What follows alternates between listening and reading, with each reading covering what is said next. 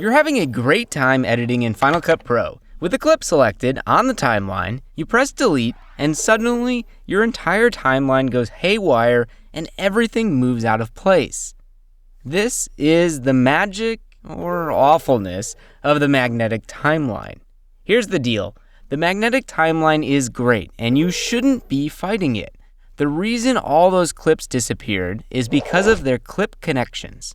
We deleted the clip that all those other ones are connected to, so they are deleted too.